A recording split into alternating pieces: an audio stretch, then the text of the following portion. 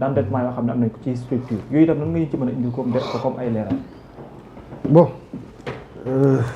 commencé d'abord ci fonctionnement bi. waaw mais voilà. dispatching bi foofu da nga may permettre ma ne dépense de fonctionnement n'est pas dépense de prestige. fay ndox fay courant du dépense de prestige. waaw. contrairement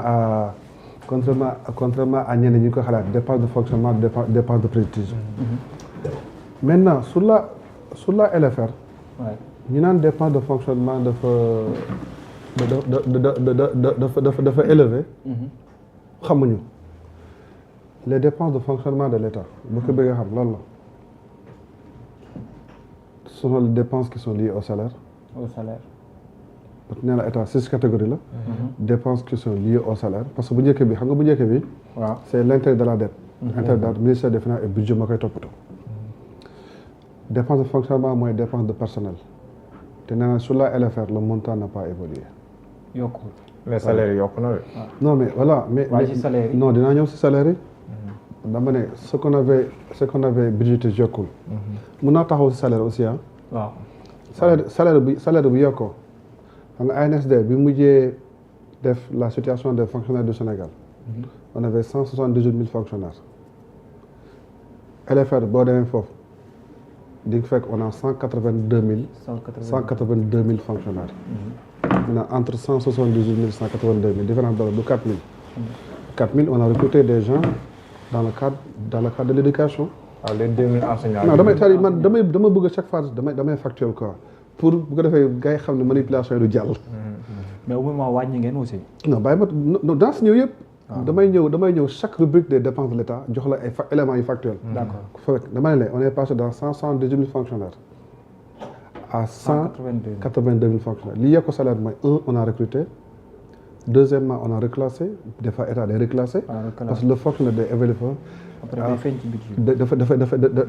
dafay feeñ ci budget bi. 3 on a valorisé. 4 il y a ce qu'on appelle en matière de salaire l'effet stock. maanaam mën na bañ a am reclassement mais ñu jékki ci accorder des primes yoo xam ne c'est exceptionnel. d'accord loolu mën nañ ko expliquer. on a recruté dans le cadre des enseignants. on a recruté dans le cadre de la santé et nous avons recruté aussi dans le cadre des agents de sécurité. loolu magistrat yi aussi moom laa expliqué maintenant de l'autre côté il y a un chiffre qui a circulé ba léegi maa ngi si dépense de salaire ñu ne oui on a combien ñaata lañ dàq. moom kay li ngeen dàq bari na. ñaata la gars yi dàq 3000. waaw 3000 wala 30 000 la gars yi waxoon. 30 000 waaw waxoon nañ ay 30 millions. ah mais Babacar léegi. mais le chiffre officiel c'est combien. non chiffre officiel kay ñi ko wax nañ ko génne damay reprendre rek non damay reprendre c'est que man chiffre xoolal toujours tant que xamoon lan mooy nan la état de fonctionner tu vas te tromper. dafa am administration privée am public. waaw soo jëlee secteur public. dafa am administration publique benn côté am les sociétés nationales. de l'autre côté société à participation majoritaire de l'État. maintenant soo ñëwee si administration publique mu am si administration centrale mu am la collectivité territoriale. am les structures sociales dans laquelle je mets l'IPRES et la caisse de sécurité sociale. maintenant quand on dit la masse salariale de l'État tu penses que celui qui est dans une société nationale qui a une autonomie indépendante est-ce que salaire am day dugg sur la masse salariale de l'État non il n'est pas fonctionnaire. il n'est pas fonctionnaire. moo tax des fois aussi dafa baax nga soo def distinction buñ ne kii dàq nañ jox nañ ko rek da ngay xool moom fan la bokk est-ce que il est dans l'administration centrale. est-ce qu'il est dans les collectivités territoriales est-ce qu'il est dans la structure sociale telle que l'IPRES et la caisse de sécurité sociale. foofu nag gars yi distinction boobu la ñu mën def. une structure qui est autonome. di la signer CDI tu n'es pas fonctionnaire. tu as un contrat comme les autres tu as des CDI yoo xam ne da ngay signer ce responsable signer nga yóbbu ko au niveau de l'expansion du travail. maintenant toutes ces personnes-là qui disent on les a recrutés ils ne sont pas tous des fonctionnaires. ñenn ñi seen contrat moo jeex. ñenn ay contractuels. ñenn ñi CDD moo jeex CDD contrat à durée déterminée bu jeexee da ngay arrêter. un contrat de prestation on peut l'arrêter à tout moment. pourvu que tu informes les gens la personne 15 jours avant. On peut l'être à tout moment. ñeneen ñi daawul sax xëy moo tax des fois aussi côté boobu Babacar moo tax ma ne léegi. loolu mooy deuxième dépense de fonctionnement troisièmement dépense catégorie de dépense état mooy dépense d'acquisition de biens et de services. soo duggee sa LFR bi dafa baissé de 44 milliards te Ousmane Sonko annoncé woon na on va aller vers des centrales d'achat. boo xam ne on va centraliser on va mutualiser. parce que boo bàyyee ku nekk muy commandé ku nekk def amaana am ñuy jub mais am na ñoo xam ne jubuñu jubbantewuñu jubaluñu. maintenant bu ñu demee centrale d'achat foofu mën nañu rationaliser. te li ma lay wax bu si biir LFR bi man je donne les montants exacts le montant des dépenses en acquisition de biens et services a baissé de 44 milliards. Donc li ci des maintenant des investissements li des maintenant la catégorie numéro 4 numéro 4 moom mooy transfert courant mooy xaalis bi état di jox yenn banque xaalis yi pour seen fonctionnement boobu aussi boo duggootee fonctionnement c'est pareil fay salaire fay ndox fay courant ainsi de suite. Cinquième dépense investissement l'investissement c'est pas un fonctionnement. Sixième dépense transfert en capital c'est pas un fonctionnement. Donc du coup gars yi dañuy yaakaar ne saa yu état génne xaalis rek dafa nekk fonctionnement alors que c'est pas fonctionnement des fois même boo duggee dans le budget de l'état danaan dépense courant ak dépense d'investissement. Mais faites la part des choses lire faites la comparaison mais boo déggee duggoo lire tu vois que voilà. boo mën la première question deuxième bi ban loon mooy diversification bi nga doon junj. waaw non dama parce que ci dette bi laa bëggoon. pour yenn structure ñëw det bañ pare waaw. voilà ci yenn structure yi ñoo gis ñu contracté comme par exemple boo ko xoolee benn dette boo xam ne war na toll pour ay 100 et quelques structures plus de 700 et quelques milliards. mais maintenant foofu Babacar. waaw foofu aussi il faut faire la différence aussi ñi di wax. la différence entre la dette d'exploitation et la dette bancaire. mooy. la dette d'exploitation et la dette bancaire. soo duggee ci LFR bi. après bi ñu paree sur les chiffres boo xoolee le ministre des finances et des budgets dafa ne damay génnee 500,9 milliards pour l'apurement de la dette mu ne dette bi nag mooy dette bi amel BTP secteur énergie ak les fournisseurs administratifs maintenant bu ñu la nee dette je reprends encore il y a l'administration centrale maanaam les ministères les institutions et les démembrements maintenant foofu am na les sociétés nationales am na les sociétés à participation majoritaire de l'État. am na les GP établissement public à caractère administratif. EPA am na EPIC établissement public à caractère industriel et commercial maintenant foofu am na ñaari façon dette boo xam ne da nga ko emprunté à la banque si tu es autonome tu peux le faire mais am na dette fournisseur yow fournisseur bi la jaay matériel et mobilier de bureau. nee na da nga ma fay dans 3-4 mois. nga war a fay ndox nga war a fay Senelec fayoo Senelec nga war a fay kii fayoo loolu mooy la dette d'exploitation man mi di waxee yow nii. au niveau le ministère des finances et du budget. dafa jël waa IGF ne leen aller dans toutes les structures de l'État ngeen xool gars yi ñaata lañu amel les fournisseurs parce que on veut accompagner le secteur privé man la dette que j'ai donnée du dette bu mooy la banque dette bi mooy lan des opérateurs qui ont formé des gens yoo xam ne.